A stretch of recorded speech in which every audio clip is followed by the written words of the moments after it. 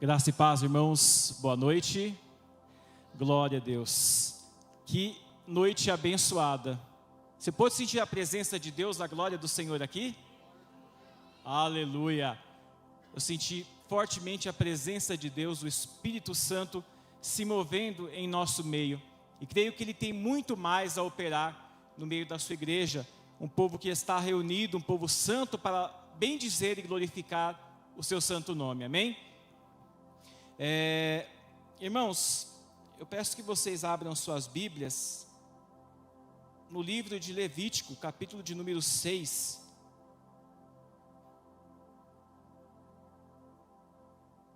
O tema da mensagem de hoje é o fogo não pode apagar, amém? Levítico capítulo 6 e versículo de número 13.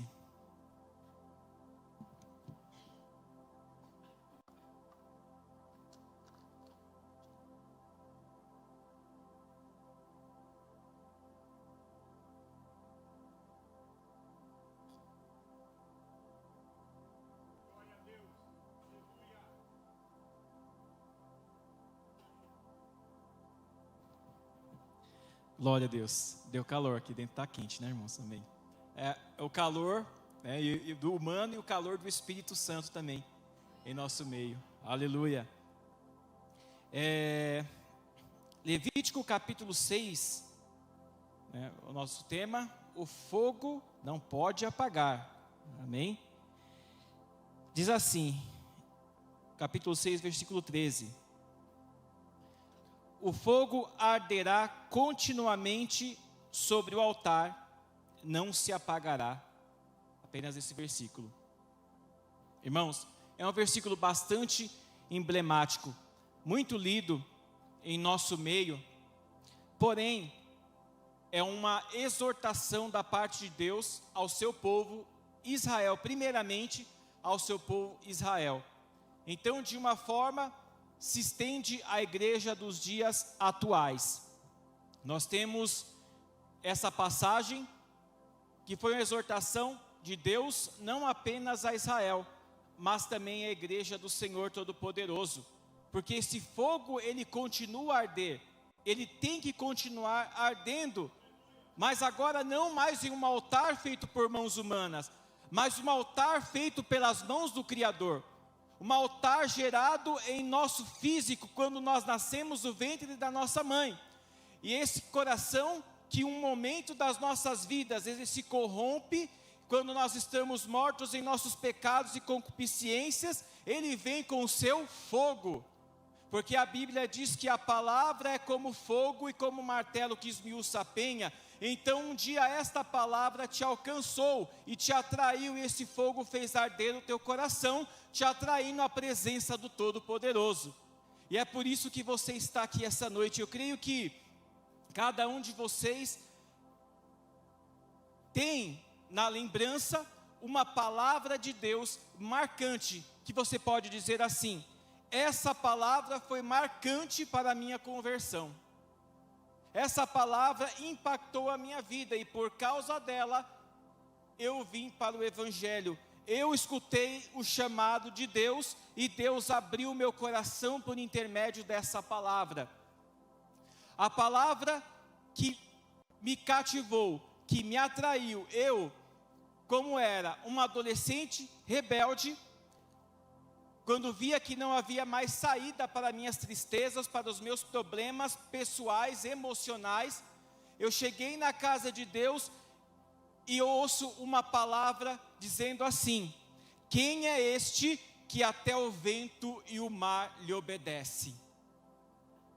E quando eu ouvi essa palavra, eu falei assim: se o vento e o mar obedecem a este, por que o meu coração não obedecerá?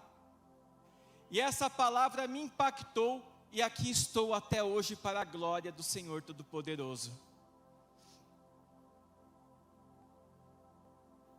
Irmãos, nós vamos voltar para o tempo do Antigo Testamento, quando Deus estabeleceu algumas leis ao povo de Israel, e algumas ordens com relação à adoração, com relação ao tabernáculo de Deus.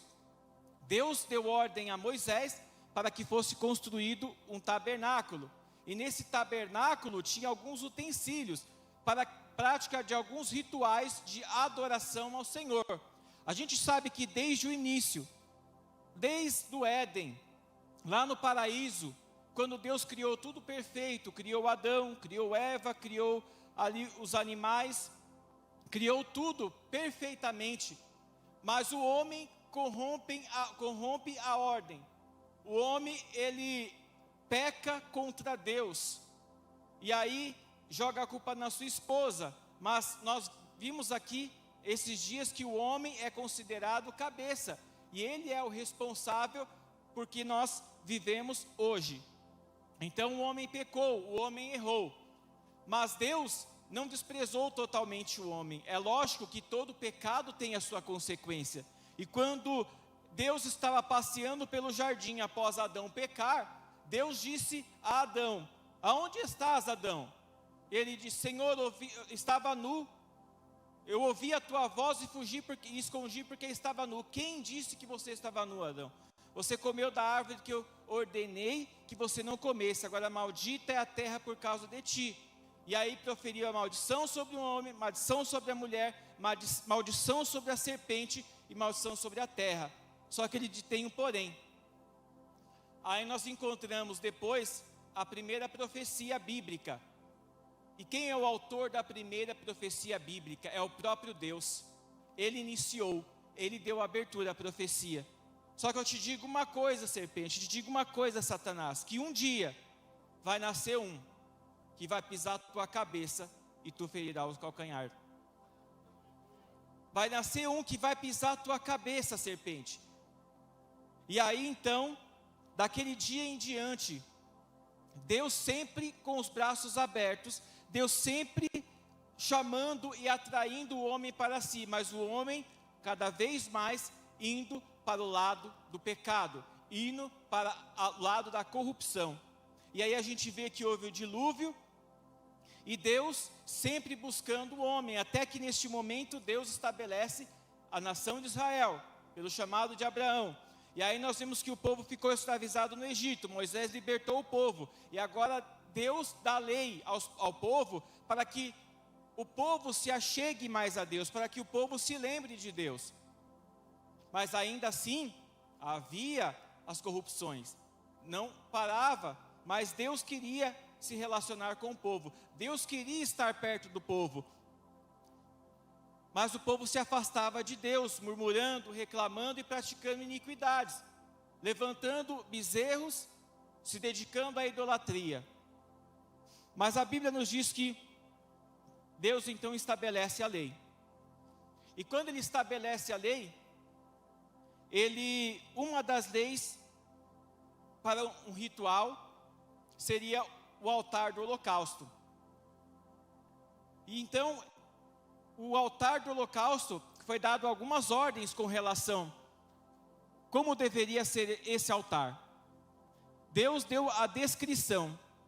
E o que eu queria falar para você aqui é os passos que você precisa dar para que você mantenha esse fogo aceso. E se porventura esse fogo tivesse apagado, saiba que tem um que não esmaga a cana trilhada e nem apaga o pavio que fumega. Ele está aqui esta noite para reacender o teu pavio. Irmãos, Deus deu uma ordem, e a ordem deveria ser cumprida. Ele fala com Moisés.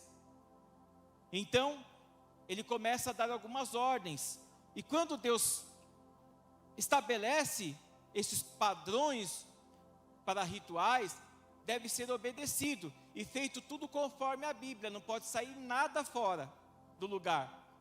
Deus quer que seja feito tudo de acordo com o que Ele disse. Quando Ele estabeleceu como seria a arca para Noé, Noé fez a arca de acordo com a palavra de Deus, de acordo com a visão.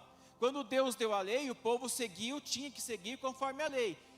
Estabeleceu o sacerdócio, estabeleceu ali o chamado, como deveria se comportar os levitas, e tudo foi de acordo com a palavra de Deus. E aqui não é diferente. Irmãos, para que nós possamos oferecer um louvor agradável a Deus, para que nós possamos oferecer a Deus uma adoração sincera, que Deus se agrade de nós, é necessário que a nossa adoração seja feita conforme a vontade de Deus. A palavra de Deus está aqui, e nós precisamos meditar nesta palavra se nós quisermos ter a nossa adoração recebida por Deus. Nós precisamos ler o Evangelho, a palavra de Deus, que é como chama, que é como fogo e como martelo que esmiuça a penha. Então, já quero convidar você para que não falte na oficina da palavra. Deixa eu puxar aqui um pouquinho, né, de sardinha aqui do meu lado, né, para você estar inteirado da palavra de Deus, tá? Que você compareça e aprenda da palavra do Senhor. Mas, é lógico, irmãos, não é só na oficina da palavra, tá? Você precisa estudar a Bíblia nos cultos, nas pregações.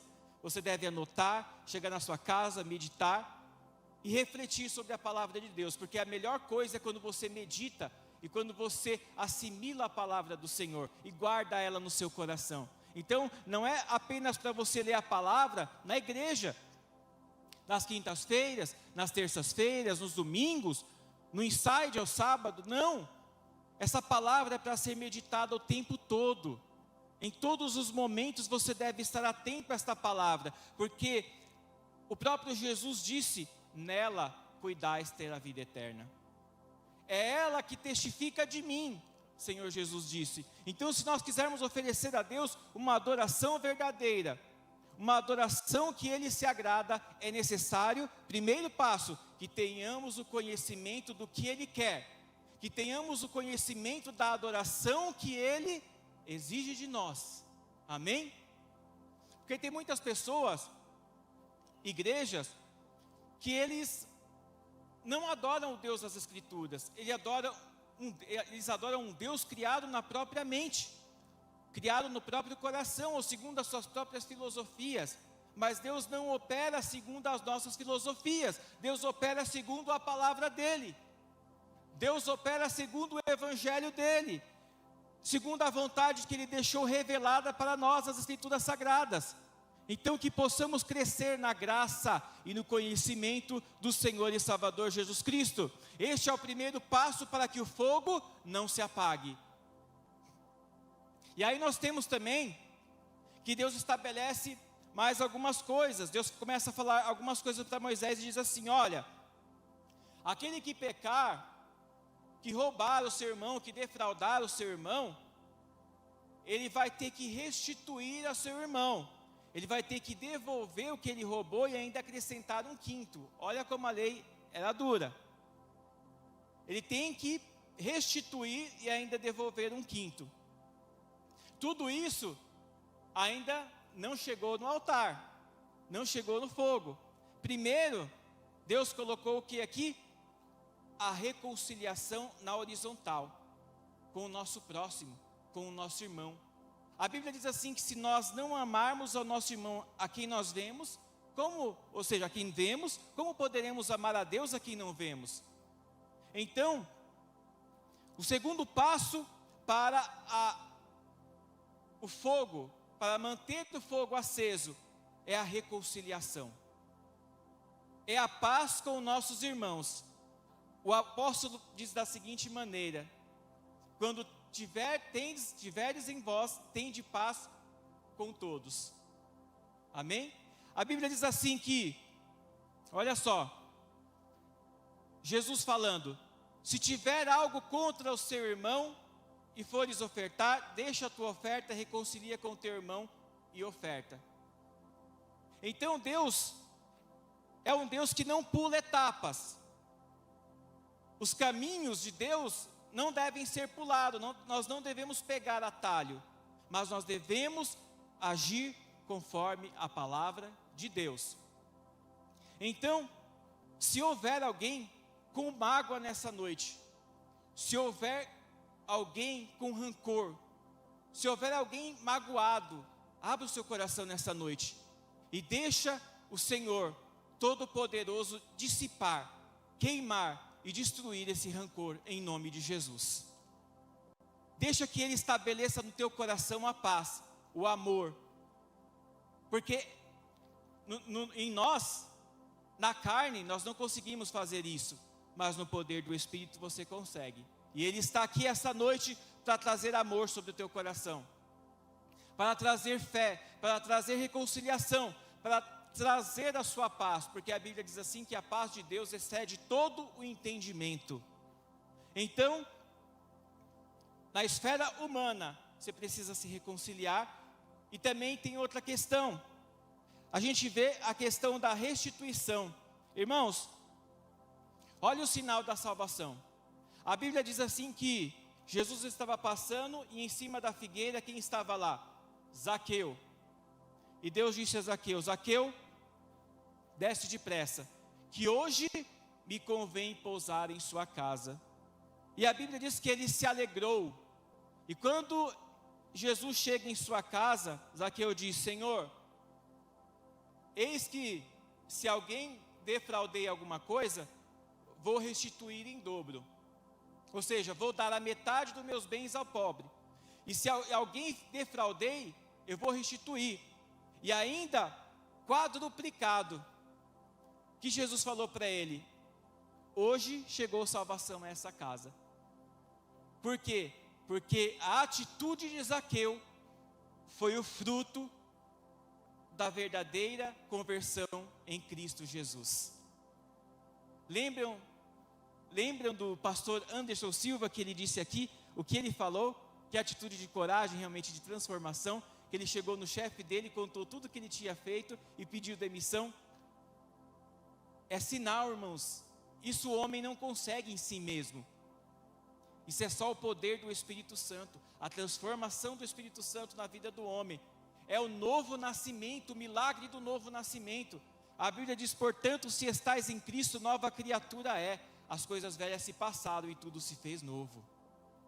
Então, você está vivendo o novo de Deus. Se já ressuscitaste com Cristo, buscai as coisas que são de cima, onde Cristo está assentado à destra de Deus. Nós somos chamados para buscar a Cristo. Nós somos chamados para ser luz e para resplandecermos na escuridão do pecado do mundo. Então esse é mais um passo, irmãos, para antes de você chegar no altar. E a Bíblia nos diz o seguinte: a Bíblia nos diz que, então, depois disso, no mesmo dia que fizeres isso, você vai fazer o seguinte. Deus fala para Moisés: fala para o povo pegar o carneiro, o melhor do seu rebanho, a primícia, aquele que é de grande valia, aquele que não tem defeito, e aí oferece como holocausto. Não precisa nem falar quem não tem defeito, né? Não precisa nem falar quem é o perfeito, quem é o de grande valor. Que morreu por nós na cruz do Calvário e ao terceiro dia ele ressuscitou. Que entrou na presença do Pai e rasgou o véu de alto a baixo. A Bíblia diz que o Santo dos Santos foi aberto para nós, que estabeleceu o sacerdócio universal. Aquele que entrou de uma vez por todas no santuário, aquele que se ofereceu por nós de uma vez por todas, aquele por quem nós temos ousadia para entrar no Santo dos Santos, e podemos entrar com inteira certeza de fé. Quem é este Cordeiro? Esse Cordeiro é Jesus Cristo, o Cordeiro de Deus que tira o pecado do mundo.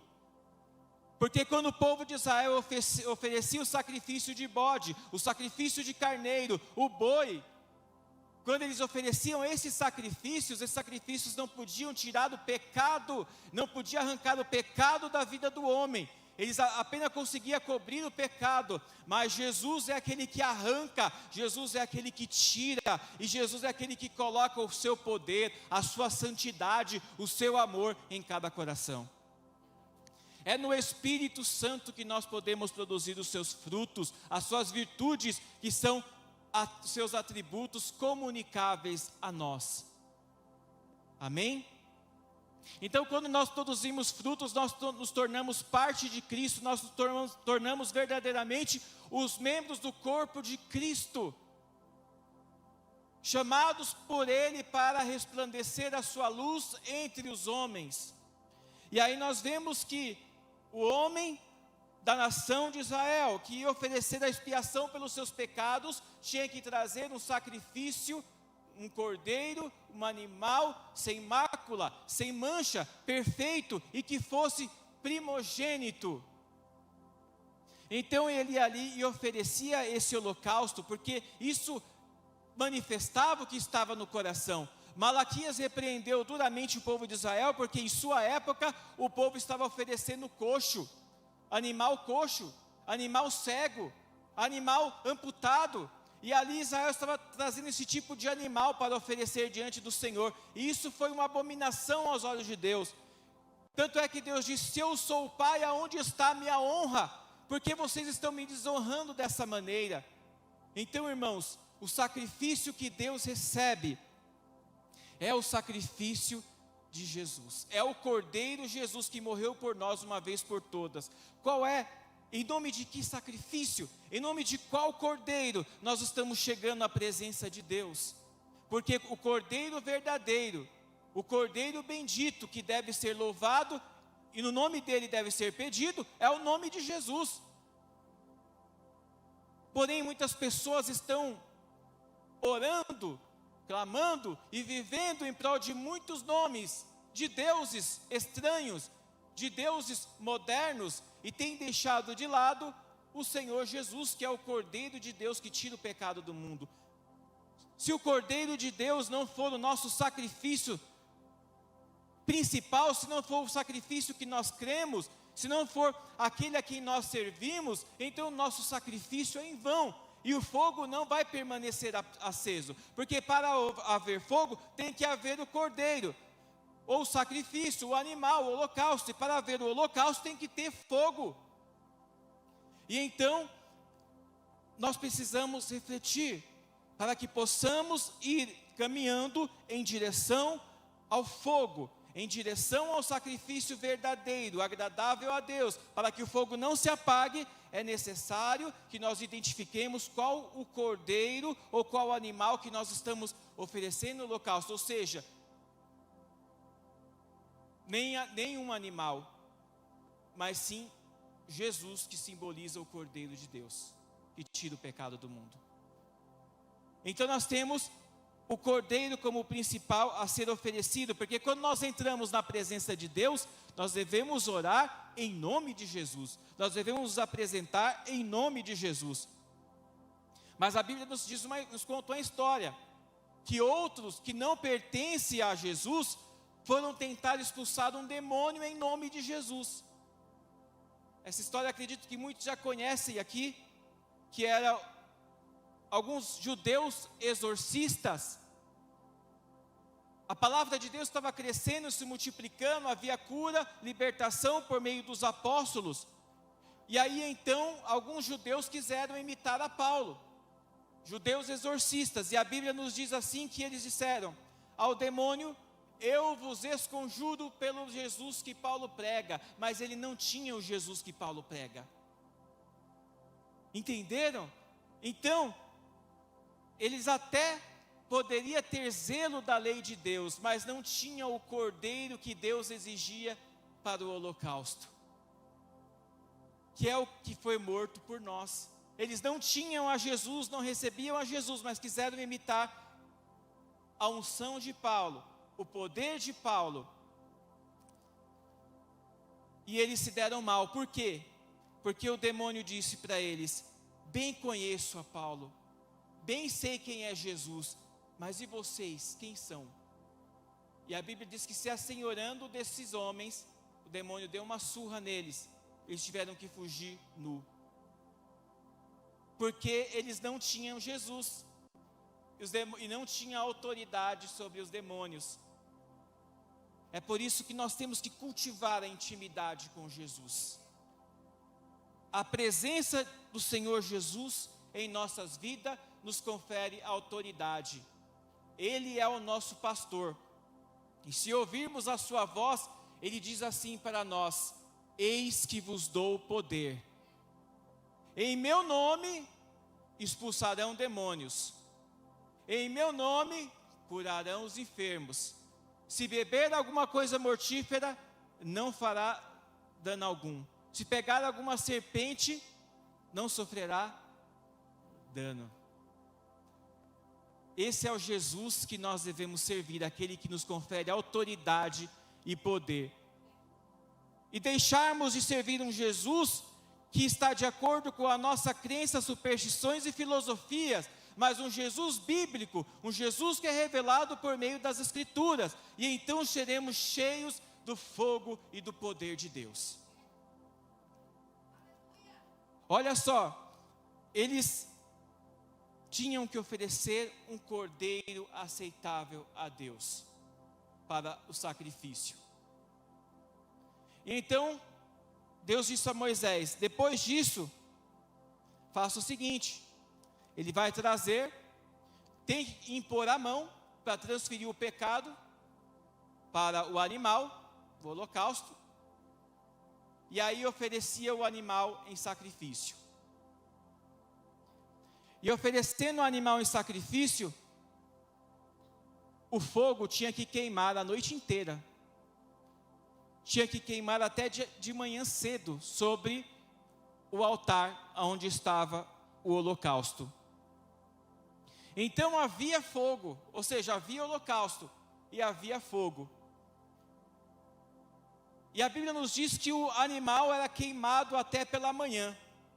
E quando o sacerdote, o levita, ia manusear aquele altar, que ele teria que tirar as cinzas, porque o animal havia sido queimado, as cinzas tinham que ser tiradas, e a Bíblia diz que ela tinha que ser lançada fora do arraial.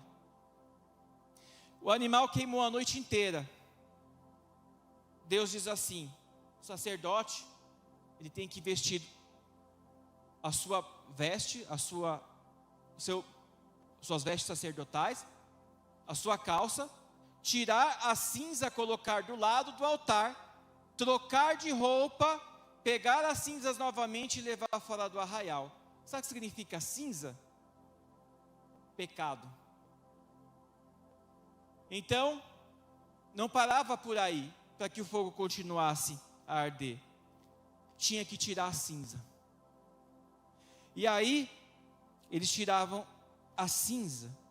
O sacerdote tirava a cinza, colocava do lado do altar, e nem ousava fazer isso com a mesma veste, porque Jesus falou, ou seja, Deus falou que ele tinha que trocar. E aí, lançar fora do arraial. Irmãos, eu achei muito interessante uma analogia feita aqui um tempo atrás, e o pastor ele disse o seguinte: quando o lixeiro ele vai pegar o lixo, ele entra dentro da sua casa para ele retirar o lixo de dentro da sua casa? Não, né? Você tem que colocar na rua e ele leva embora. Então, a mesma coisa nós devemos fazer.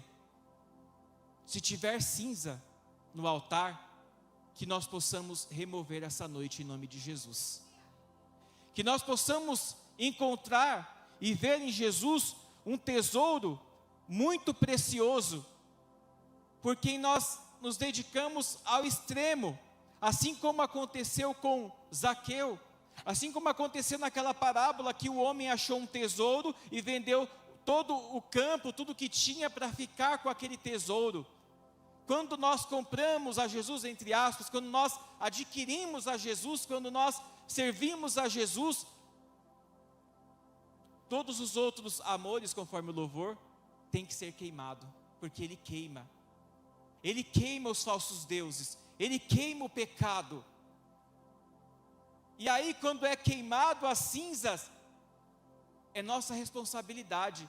Ah não, eu vou falar com o pastor para ele fazer uma oração, para ele fazer isso, aquilo, para retirar as cinzas. Irmãos, o sacerdócio é universal, o pastor está para te instruir, apacentar, mas quem tira a cinza é você. Eu e você, nós somos responsáveis por tirar a cinza. Sabe quando a gente faz churrasco, né? Aí Aí a irmã gostou, churrasco. A gente faz aquele churrasco, aí a brasa está queimando lá, o carvão está queimando. Daqui a pouco, junta aquele monte de cinza, né? Está saindo aquela fumaça. Olha o pavio que fumega. Está aquela fumaça saindo. Então, onde há fumaça, há fogo. Tem fogo então. Só que o fogo está escondido. Por quê? Porque tem cinza. Então, tira a cinza. Remove a cinza, lança para fora do arraial. O fogo vai começar a crescer novamente. Só que aí, esse é mais um passo. Só que ainda tem mais um passo. E qual que é? O fogo não pode apagar. Então não basta tirar a cinza. Tem que pôr o quê? Carvão ou lenha. Para que o fogo não se apague da sua vida, você precisa colocar a lenha. Você precisa ser a lenha. A Bíblia diz assim, compara em algumas passagens, o homem como a madeira. Olha só que interessante. Lá em Salmo capítulo 1 diz assim: bem-aventurado o homem que não anda segundo o conselho dos ímpios, que não se assenta na roda dos escarnecedores, não se detém no caminho dos pecadores, mas antes tem o seu prazer na lei do Senhor, e nela medita de dia e de noite. Serão como madeira, árvore plantada junto a ribeiros de água, que dá o seu fruto na estação própria, e tudo quanto fizer prosperará. As folhas não caem, tudo quanto fizer prosperará. A madeira tem lenha para queimar. Tem lenha para queimar aqui essa noite? Então o fogo não se apagar. O fogo não vai se apagar. Ele vai arder sobre o seu altar. E quando você coloca a lenha, o fogo arde, o fogo queima, o fogo ele vira uma labareda. Porque você está mantendo segundo a palavra de Deus, o padrão de adoração diante do Senhor. E aí, o que significa esse fogo, esse poder? Esse poder, podemos comparar também à luz que brilha na escuridão. A luz que não, sob uma candeia que não tem que ficar debaixo do alqueire, mas em cima para iluminar toda a casa.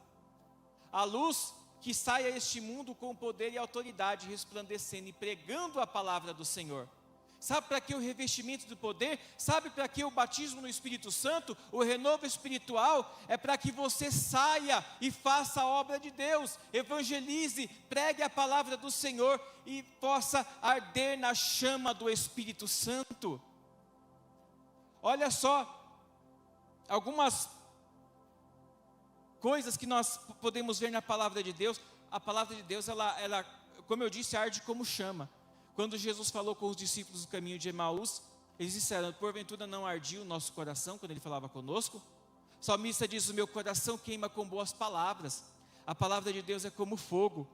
Jesus disse que o que eu mais quero é que estejais aceso. Jesus quer que você seja cheio do fogo, do poder, do Espírito Santo, porque o fogo não pode se apagar.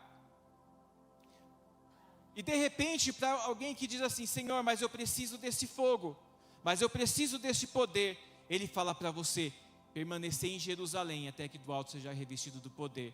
Sabe onde é Jerusalém? O centro da adoração. Jerusalém está aqui essa noite. Jerusalém está quando você dobra o seu joelho na sua casa e clama ao Senhor. Jerusalém está quando você lê a Bíblia, quando você oferece a Deus cânticos de louvores, cânticos espirituais de adoração. Porque a Bíblia, a palavra do Senhor diz assim: não se embriagueis com vinho em que há contenda, mas enchei-vos do Espírito. Como? Cantando, salmodiando ao Senhor no seu coração. Quando você louva a Deus, a chama vem, o fogo vem, e aí você se porta conforme Paulo exortou aos Romanos capítulo 12. Ofereça um sacrifício vivo, santo e agradável a Deus, que é o vosso culto racional. Sacrifício, fogo aceso. Mas para você que precisa do fogo, o fogo virá. Porque ele diz: permaneçam em Jerusalém. Aí quando os discípulos permaneceram em Jerusalém, cumprindo-se o dia de Pentecoste, veio um vento veemente. Talvez muitos estavam orando ali, olha quantos estavam com Jesus. Aí daqui a pouco, talvez um desiste, vai para um lado, não, já orei demais, não veio o Espírito Santo. Aí vai para o lado, outro vai para o outro, mas tem um povo ali que está clamando, porque eles lembraram daquela palavra de Jesus, quando ele disse assim: porventura não dará o Espírito Santo àquele que lhe pedirem? Pedir, qual é o pai que dará ao filho uma pedra, pedindo ele um peixe ou um pão? Quanto mais o Pai Celestial não vos dará o Espírito Santo aos que pedirem.